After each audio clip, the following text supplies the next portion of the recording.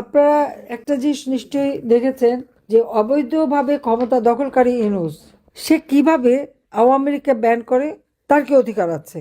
Doctor Mohammad Yunus, তাকে আমি প্রশ্ন করি যে সে কি জনগণের ম্যান্ডেট নিয়ে ক্ষমতা এসেছে, জনগণের ভোটে ক্ষমতা এসেছে? তা তো নয়।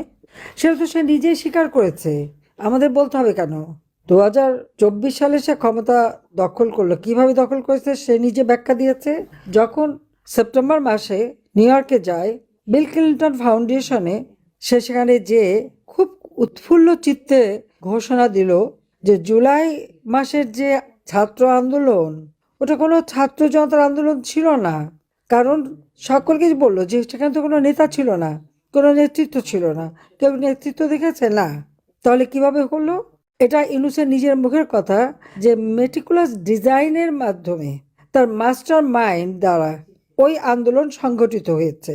অর্থাৎ দেশি বিদেশি নানা ধরনের চক্রান্ত করেই সে আন্দোলন করেছে, আর আন্দোলন করে শেখ হাসিনাকে ক্ষমতা থেকে হটিয়েছে। আর শেখ হাসিনাকে জনগণের ভোটে নির্বাচিত জনপ্রতিনিধি হিসেবে বাংলাদেশের প্রধানমন্ত্রী, আওয়ামী লীগ সরকারের কাছে জনগণের ভোটে নির্বাচিত। তো জনগণের ভোটে নির্বাচিত সরকারকে মেটিকুলাস ডিজাইনের মাধ্যমে উৎখাত করে দিয়ে সে ক্ষমতা দখল করেছে, অর্থাৎ ডাকাতি করে ক্ষমতা নিয়েছে। এটা তো তার কথাই প্রকাশ হয়ে গেছে। আমার প্রশ্ন হচ্ছে, এই অবৈধভাবে ক্ষমতা দখল করায় গর্ব করার মতো কি আছে? বাহবা পাওয়ার মতো কি আছে? চুরি ডাকাতি করার মতো করে ক্ষমতা ডাকাতি করা, আর তারপরে আওয়ামী লীগকে ব্যান করে। তার কি কোনো অধিকার আছে আওয়ামী লীগকে ব্যান করার? তার কি কোনো অধিকার আছে যে আওয়ামী লীগের কেউ ভোট দিতে পারবে না বা নির্বাচনে অংশগ্রহণ করতে পারবে না? কেন পারবে না? সেটাই আমার প্রশ্ন, যে আওয়ামী লীগকে নির্বাচন করতে দেবে না। যদি গণতন্ত্রের কথাই বলে, তো ঠিক আছে, আওয়ামী লীগকে নির্বাচন করতে দিক, জনগণকে সিদ্ধান্ত নিতে দিক। জনগণ সিদ্ধান্ত নিক কাকে চায়। হ্যাঁ, অবাধ নিরপেক্ষ স্বাধীন নির্বাচন যদি হয়, সেই সুষ্ঠু নির্বাচনের মাধ্যমে জনগণ যদি আওয়ামী লীগকে ভোট না দেয়, আওয়ামী লীগ যাবে না ক্ষমতায়।